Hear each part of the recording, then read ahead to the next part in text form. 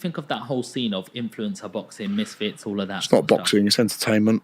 Fair play to them, make their money. That's fantastic. But I don't regard it as boxing. I regard it as sort of wrestling style entertainment. And yeah, it is entertaining. Sometimes you watch it and you think, oh, that's a laugh, but it can never be taken seriously, ever. And that's the danger, though. Like young kids coming through now will look on my TikTok comments. They'll be like, "When you're fighting Jake Paul, you should fight Tommy Fury," and like they don't understand what we have to go through as professional boxers. I know Jake Paul trains really hard, KSI, and fair play to him for making loads and loads of money, and they're great businessmen. But I mean, come on, fighting a 60-year-old nearly Mike Tyson versus Jake Paul, I've got no time for that. How do you think that plays out? Because it is scheduled for November. I think, well, considering that Mike Tyson had to be taken off a plane, didn't he, for having heart problems, I don't think they should be sanctioned at all, ever. It's wrong. Who is your favourite boxer of all time? I've got a few. Lennox Lewis being one of them. Yeah. Unbelievable. Rocky Marciano. Yeah. Old classic guy. The modern guys, Joshua, Fury, love them two the most. There's no Tyson in there? Mike Tyson? Oh, Mike Tyson, unbelievable. Unbelievable. But in terms of my favourites, probably Lennox Lewis, someone like that, Vitaly Klitschko. But Mike Tyson, in his prime, watched him 18, 19, 20 years old, smashing people up who were like 10 years older than him, getting a world title at 20 years old. Unbelievable. Johnny, a big name has just been dropped. Yeah, everyone's talking about Chisora and you. Yeah. You know, everyone's just like putting you straight into that Another mix legend. now. He's like, you know, War Chisora. They call him, don't him? He's like a real veteran. Couldn't believe he beat Joyce. Couldn't believe that. Yeah, I thought Joyce would be able to deal with him, but Chisora just keeps coming back. He's had 2 wins on the... Is it 2 wins on the bounce now? Who did he fight before? He fought someone else recently, but he just keeps coming back, and if he's still winning, Joe Joyce is a great name to have on your resume. So I've got a lot of time for Joe Chisora. He's a legend, and people have been bounding our names around. Eddie being the main man who's been doing that, and I feel a bit disrespectful to thinking like I'm calling for that fight. So I'm not calling for it, but if Derek Chisora came and said, let's have a fight at the O2, let's set it out, I want to do it, I wouldn't say no. It would be an honour to share the ring with Derek Chisora, and I think I'd have a good chance in. I'm not saying I'd win it, but I'll give a good account of myself, you know? Yeah. How much of a task is it for Chisora being a 40-year-old? That's the problem. Maybe if it was 3-4 years ago, I'd feel slightly differently. But age waits for and time waits for no man, and he's been in some grueling fights, and I think Del Boy's a great character, and I think he's an unbelievable guy, unbelievable for British boxing. He'll go down and be remembered by a lot of people, and time waits for no man. How important is timing in terms of when you're facing your next opponent? You know, if you go straight for Chisora, where do you go from there? You might be able to, you know, face an opponent like that. You might be able to get through a wall like that and show a lot of, you know, toughness, but is it too fast too soon because you've had all these first round knockouts? Not sure how much experience you're getting in the sort of actual ring. Fighting Chisora, imagine beating him. Where do you go from that? That's the thing. It's not an immediate fight. It's whether it's just an idea that's been bandied about. I've obviously got Rudenko locked in for my next fight. That could give me some great experience. He could be he'd probably be my toughest fight to date. And then you assess from there. It's very important, as you say. You've got to look at one fight at a time, and all that's on my mind right now is beating Rudenko whenever that happens in the next month or two.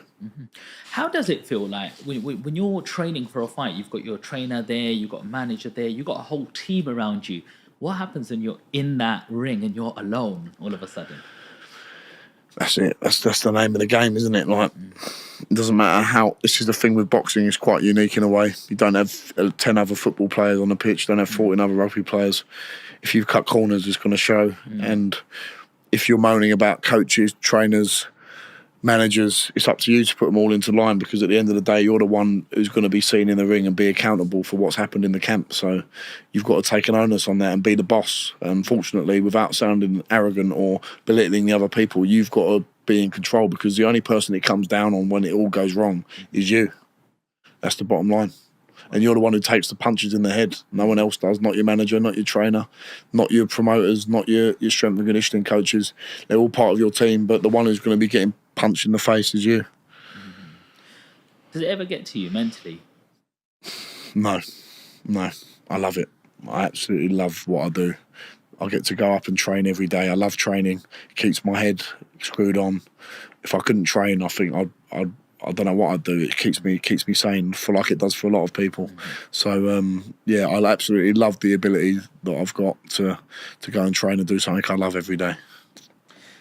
Before you're ready to challenge for a major title, what milestone do you feel that you need to hit?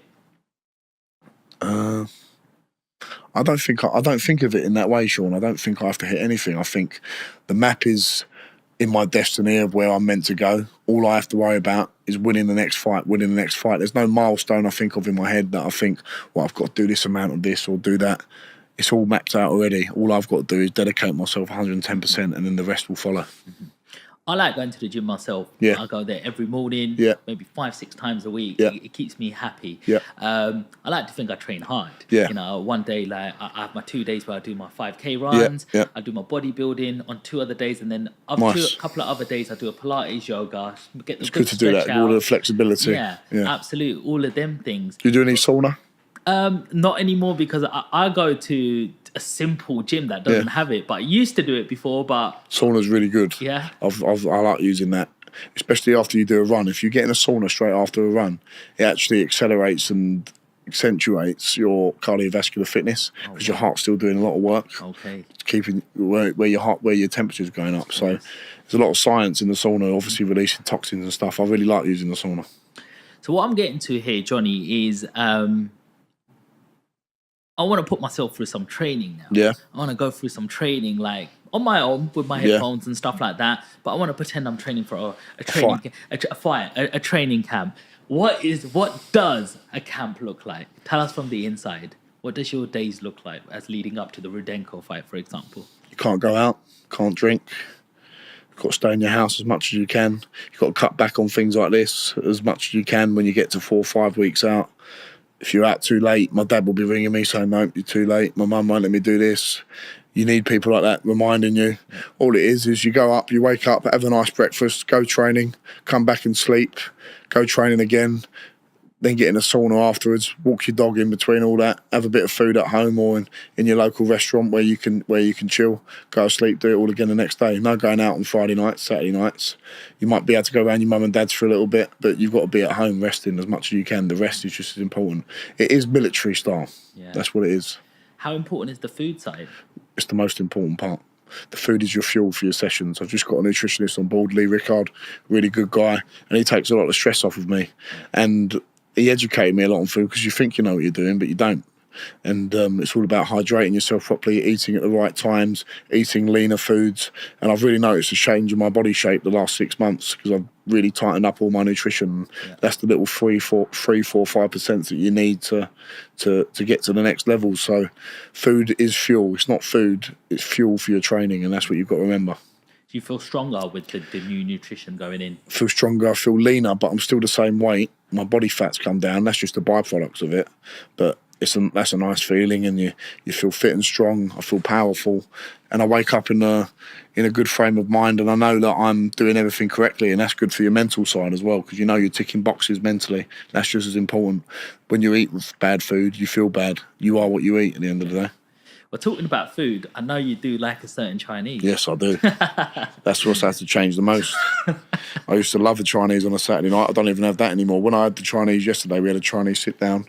I have boiled rice, and the Blue Orchid make me like a beef Cantonese style dish, which is just like really fresh beef with vegetables in it, ginger, soy sauce. It is absolutely beautiful. I don't have any of the sweet and sour chicken balls, lemon chicken, sweet and kumpo prawns. I can't have any of that. I just have the grilled, the boiled rice with a nice bit of beef Cantonese style, and it's nutritious. The Blue Orchid's a great place. They cook everything fresh, and I can enjoy that guilt-free. How important is it to eat well even when you're not in camp as well? That's what I've had to change. I've had to make sure that I eat well all year round.